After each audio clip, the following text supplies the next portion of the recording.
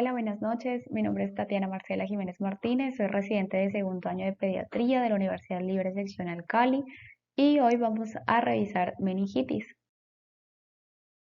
El enfoque de esta revisión es la meningitis bacteriana aguda en niños, incluidas sus causas, en los diferentes grupos de edad, la epidemiología, las características clínicas, el diagnóstico, tratamiento y las secuelas.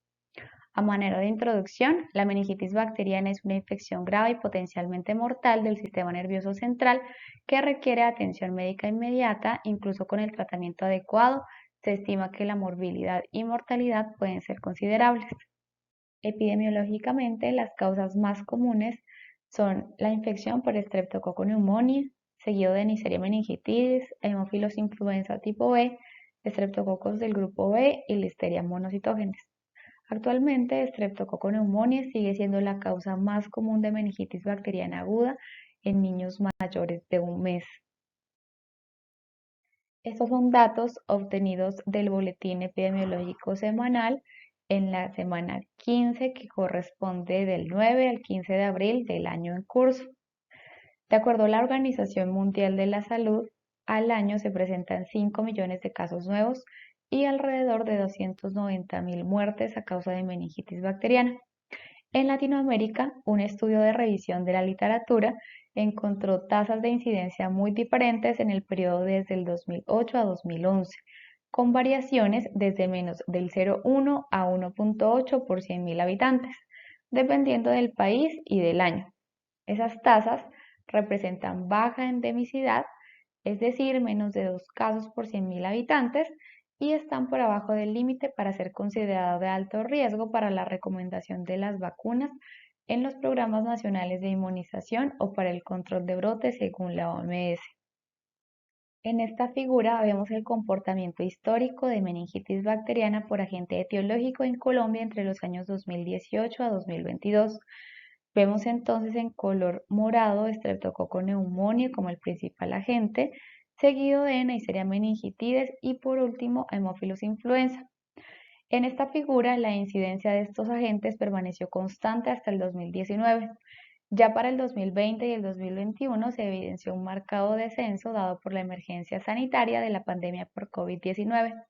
En el año 2022, para el periodo evaluado, se evidenció un aumento del 75,8% en la notificación respecto al mismo periodo del año anterior. Este comportamiento era esperado ante la reactivación de todos los sectores en el país, la disminución de los casos de COVID-19 y también la reactivación del proceso de vigilancia de salud pública rutinaria. Acá vemos la incidencia de meningitis bacteriana por agente etiológico y grupo de edad hasta la semana epidemiológica 14, desde el periodo 2019 hasta el 2023. Los casos confirmados se presentan en todos los grupos de edad, sin embargo, la incidencia en menores de 5 años sigue siendo más elevada que en la población general. La mayor proporción de casos confirmados para Haemophilus influenza se presenta en la población menor de 1 año, seguido por los menores de 5 años. Los grupos de edad menores de 1 año y mayores de 60 representan la incidencia más elevada para Streptococcus pneumoniae. Acá están plasmados los serotipos identificados en casos confirmados de meningitis bacteriana por Streptococcus pneumoniae entre el año 2019 y 2022. En los últimos años de vigilancia se presentó una reducción de los serotipos incluidos en la vacuna conjugada de 10 serotipos, un incremento del serotipo 19A y de otros serotipos no incluidos en ninguna de las vacunas disponibles en el país. A pesar de la disminución de aislamientos recibidos en el 2020, la proporción de serotipos se mantuvo igual. En esta tabla vemos la proporción de microorganismos causantes de meningitis bacteriana de acuerdo a la edad. Entonces, se establece que en niños menores de un mes, el agente con mayor frecuencia implicado es Streptococcus del grupo B. En niños entre edades de 1 y menores de 3 meses, igual está Streptococcus del grupo B. Pero esto va a cambiar en niños entre los 3 y los 35 meses, siendo Streptococcus pneumoniae el agente implicado con mayor frecuencia, seguido de Neisseria meningitidis. En los niños entre edades entre 3 y 9 años está Streptococcus pneumoniae, seguido de Neisseria meningitidis. y en los niños más grandes, entre los 10 y los 18 años, está Neisseria meningitidis. Estos organismos a nivel histórico causaron más del 80% de las meningitis bacterianas agudas en los niños durante las décadas de 1970 y 1980. Ya en 1990 se introdujo la vacuna conjugada contra hemófilos influenza tipo B, que casi ha eliminado la meningitis por hemófilos influenza, donde se ha implementado y ha disminuido la incidencia general de meningitis bacteriana hasta más o menos un 55%. La implementación de la vacuna conjugada neumocóxica heptavalente, que es PCV7 en el 2000, se considera que resultó en una reducción hasta de casi el 60% de las tasas de meningitis neumocóxica en niños menores de 2 años.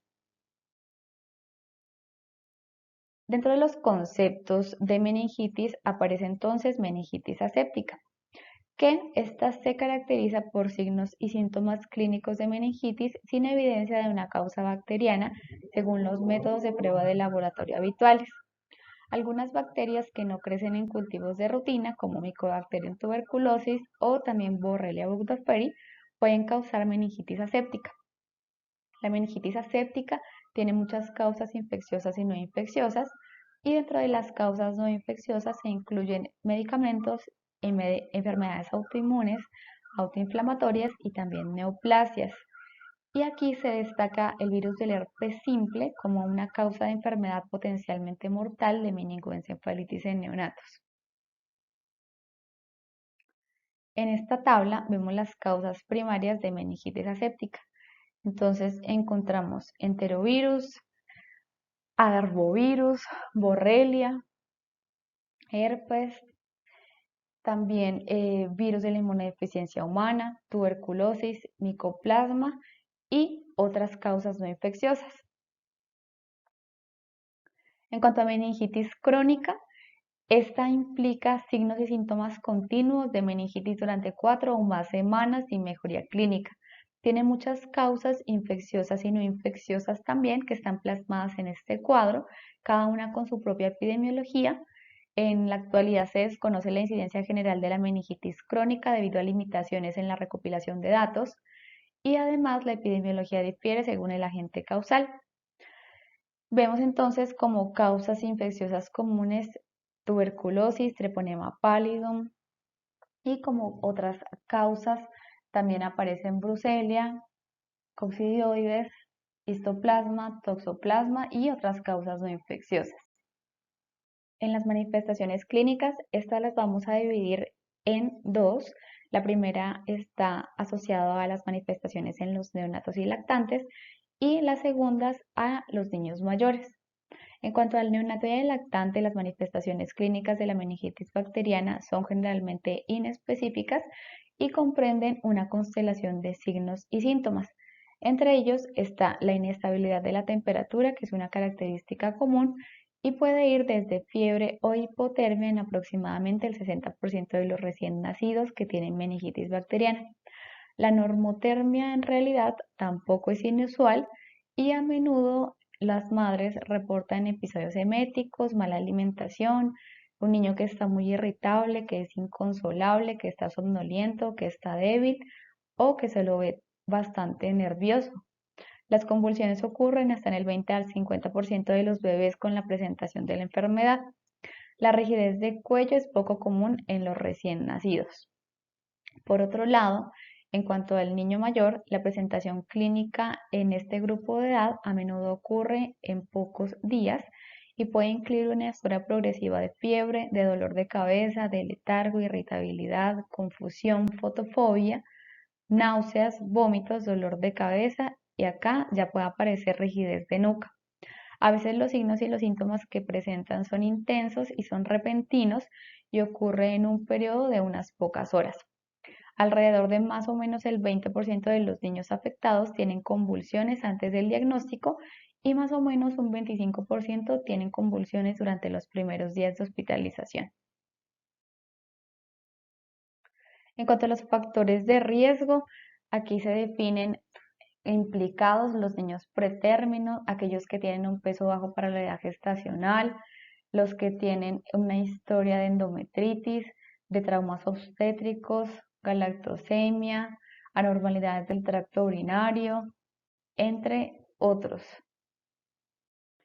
En el examen físico del neonato y el lactante, las características neurológicas de la meningitis en este grupo de edad incluyen encontrar al niño irritable, que sea inconsolable, que esté letárgico, que tenga hipotonía o también convulsiones. Como había dicho antes, la rigidez nucal es un hallazgo muy poco común y también es difícil de evaluar. La fontanela anterior puede estar abombada, el llenado capilar suele estar deficiente y también podemos encontrar dificultad respiratoria manifestada con taquipnea o aleteo nasal. El bebé suele estar menos activo y a menudo también parece apático o desinteresado por su entorno.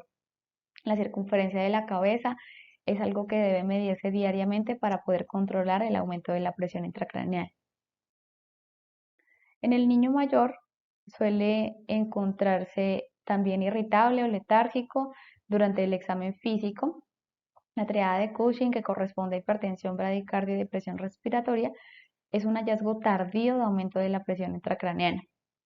En ellos sí podemos evidenciar con algo de facilidad la rigidez de nuca, que es un signo de inflamación meningia, que se va a demostrar cuando el niño no puede flexionar el cuello para que toque el tórax, o también por la presencia de el signo de Kerman o Brudzinski. Para la evaluación diagnóstica se deben obtener dos hemocultivos separados, un hemograma completo, electrolitos séricos, niveles de función renal, también glucosa y reactantes de fase aguda como procalcitonina y PCR. Se considera que si no hay un tratamiento antibiótico previo, más o menos del 80 al 90% de los niños con meningitis bacteriana van a tener hemocultivos positivos. El recuento de glóbulos blancos puede ser alto en meningitis bacteriana, pero con frecuencia se encuentra dentro de límites normales y en los recién nacidos incluso puede estar bajo. Se sugiere hacer control de electrolitos, de BUN, creatinina también y de glucosa para poder evaluar si hay presencia de secreción inadecuada o hormona antidiurética. Se debe controlar la administración de líquidos, se deben ajustar las dosis antimicrobianas y también comparar la relación de líquido cefalorraquídeo y la glucemia basal. Los valores elevados de la procalcitonina sérica y la PCR sugieren que se trata de un proceso bacteriano, pero no pueden discriminar de manera confiable entre si se trata de una meningitis bacteriana o viral.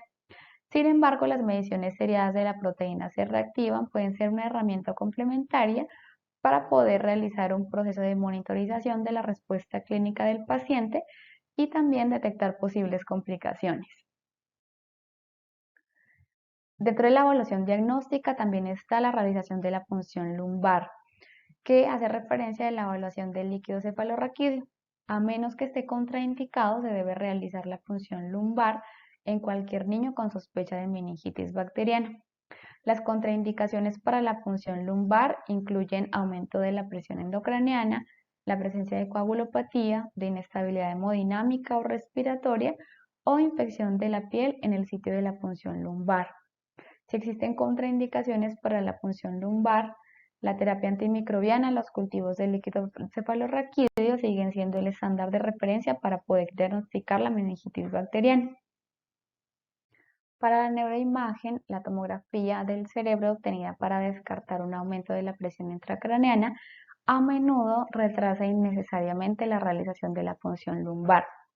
Sin embargo, los hallazgos anormales en la tomografía computarizada son raros en niños sin hallazgos clínicos de déficit neurológico focal, papiledema o también coma. Además, una tomografía normal no confirma completamente que una punción lumbar sea segura. Es por eso que los niños clínicamente estables con sospecha de meningitis bacteriana y sin signos clínicos de una hernia cerebral deben someterse a una punción lumbar inmediata. Estos son los parámetros del líquido cefalorraquídeo basados en la edad y también en los hallazgos habituales según la causa microbiana seleccionada de meningitis. Entonces vemos en los primeros dos ítems el recién nacido sano, el nivel de glucosa se estima entre 30 a 120 miligramos por decilitro, las proteínas entre 0,3 a 1,5 gramos por litro, el conteo de leucocitos menos de 30 y los neutrófilos entre 20 al 60%. En un niño sano, el nivel de glucosa esperado iría entre 40 y 80, las proteínas entre 0,2 y 0,4 gramos por litro, el conteo de leucocitos menos de 6 y ningún neutrófilo. En infección bacteriana, el nivel de glucosa esperado es menos de la mitad del sérico, el nivel de proteínas de 1 a 1,5 gramos por litro, el conteo de leucocitos mayor de 1000 y de neutrófilos entre el 80 y el 90%. En niños que tengan una meningitis bacteriana, pero ya tratada o parcialmente tratada, vamos a encontrar un nivel de glucosa menos de la mitad del sérica o incluso normal, un nivel de proteínas de 0,7 a 1 gramo por litro, el conteo de leucocitos entre 1000 y también 500 o de neutrófilos mayor a 60%. En infecciones virales, el nivel de glucosa mayor de la mitad del sérico, las proteínas entre 0,4 a menos de 1 gramo por litro, el conteo de leucocitos menos de 1000 y de neutrófilos entre el 20 y el 50%. En enfermedad de Lyme, la glucosa mayor de la mitad de la sérica, el nivel de proteínas menos de 1 gramo por litro, el conteo de leucocitos menos de 500 y neutrófilos menos del 10.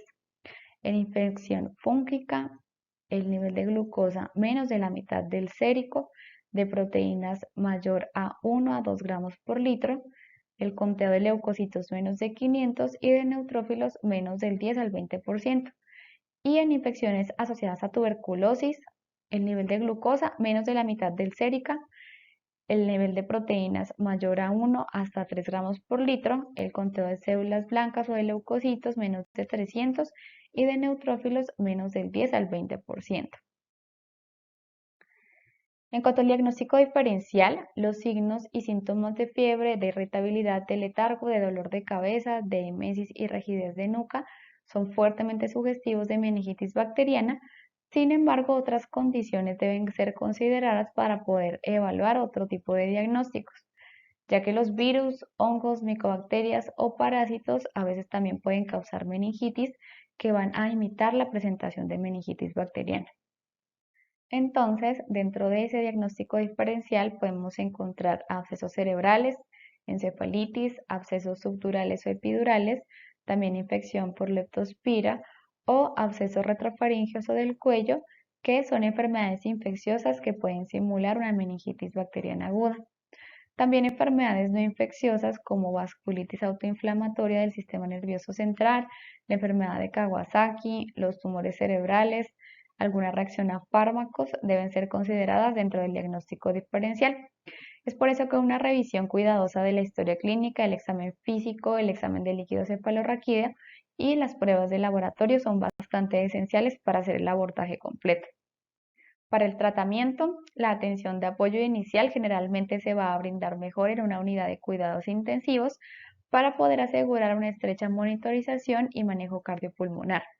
Las complicaciones graves de la meningitis bacteriana, como hipotensión, infarto cerebral, convulsiones, aumento de la PIC, pueden ocurrir en los primeros 2 a 3 días de tratamiento. Es por eso que se debe administrar una vigilancia constante, la reanimación con líquidos, con electrolitos para poder lograr una presión arterial adecuada y con esto una perfusión cerebral óptima. La gravedad específica de la orina también debe controlarse de cerca en las primeras 24 a 36 horas de hospitalización. Se debe vigilar la presencia de secreción inadecuada de hormona antidiurética que puede causar hiponatremia y también hiposmolaridad, lo que incluso podría provocar confusión mental, letargo, convulsiones y aumento de la PIC. Es por eso que si se sospecha este síndrome, también se debe monitorizar las osmolaridades urinarias y séricas. Y en cuanto a la terapia antimicrobiana, para la meningitis no complicada, la duración habitual de la terapia antimicrobiana es de 10 a 14 días para infección por Streptococcus pneumoniae, de 7 a 10 días para hemófilos influenza tipo B, de 5 a 7 días para Neisseria meningitidis, de 14 a 21 días para Listeria monocytogenes y un mínimo de 3 semanas para bacilos gram negativos. Vemos en esta tabla, en la columna de la izquierda, los patógenos implicados, seguidos de la terapia antimicrobiana estándar y las alternativas a esa terapia. Entonces, por ejemplo, para la infección por estreptococo del grupo B, como terapia estándar está recomendada penicilina G o ampicilina más gentamicina y como alternativa cefotaxima o ceftriaxona. Para E. coli está cefotaxima o ceftriaxona más gentamicina y como alternativa cefepime o meropenem. Más adelante, para Neisseria meningitidis, evaluamos si es susceptible a penicilina o resistente y entonces tenemos como terapia estándar penicilina G o ampicilina, como alternativa cefotaxima o ceftriaxona, y para aquellos que son resistentes a penicilina, pues cefotaxima o ceftriaxona, y como alternativa cefepime o meropenem. Para hemófilos influenza tipo B, también vemos si son beta-lactamasa negativa o positiva, y según eso vemos la opción. Si es beta-lactamasa negativa, como terapia estándar ampicilina, como alternativa cefotaxima o ceftriaxona, y si es beta-lactamasa positivo, cefotaxime o ceftriaxona, y como alternativa cefepime o meropenem. Para Streptococcus pneumoniae igual vemos susceptibilidad según si es penicilino sensible o resistente, y del mismo modo la terapia estándar. Si es susceptible, penicilina G o ampicilina como alternativa cefotaxima o ceftriaxona, y si no lo es, cefotaxima o ceftriaxona como terapia estándar y como alternativa cefepime o meropenem. Bueno, entonces, ¿cuál es el pronóstico de las secuelas? Se estima que la meningitis bacteriana puede ser una enfermedad bastante devastadora. Las tasas de mortalidad en todas las edades pediátricas oscilan más o menos entre menos del 5 y el 15% según el patógeno y el momento en el que se realice la vigilancia. El pronóstico y el resultado del paciente se van a ver afectados por muchos factores, entre estos están la edad, el organismo infeccioso, la carga bacteriana, también el estado clínico cuando se inician los antibióticos. Se considera que la edad más joven, la mayor carga bacteriana y también una esterilización tardía del líquido cefalorraquídeo se va a asociar con un peor pronóstico. La disminución del nivel de conciencia en la presentación también se asocia con mayor riesgo de muerte o de secuelas neurológicas.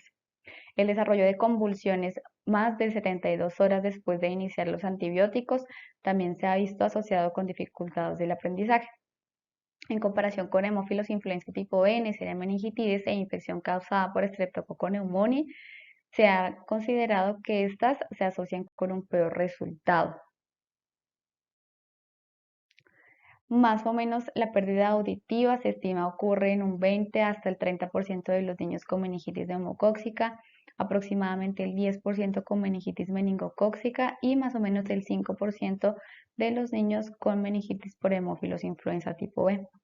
La deficiencia auditiva también se asocia con niveles de glucosa en líquido cefalorraquídeo inferiores a 20 miligramos por decilitro en el momento del diagnóstico. La lesión vestibular puede provocar ataxia y dificultad con el equilibrio, y otras secuelas neurológicas incluyen discapacidad cognitiva del desarrollo, hemiparesia, cuadriparesia, parálisis de los nervios craneales, epilepsia, ceguera, hidrocefalia, diabetes insípida y disfunción hipotalámica. Para la evaluación y el seguimiento, se recomienda la evaluación de la audición que debe realizarse antes del alta hospitalaria o inmediatamente después. Los niños con secuelas neurológicas reconocidas deben recibir referencias adecuadas para poder continuar con todo su proceso de rehabilitación, con terapias físicas, ocupacionales y también de otro tipo para que puedan tener las oportunidades de alcanzar su mayor potencial de recuperación. Incluso los bebés y los niños que parecen estar bien al finalizar la terapia corren el riesgo de sufrir un retraso cognitivo y del desarrollo.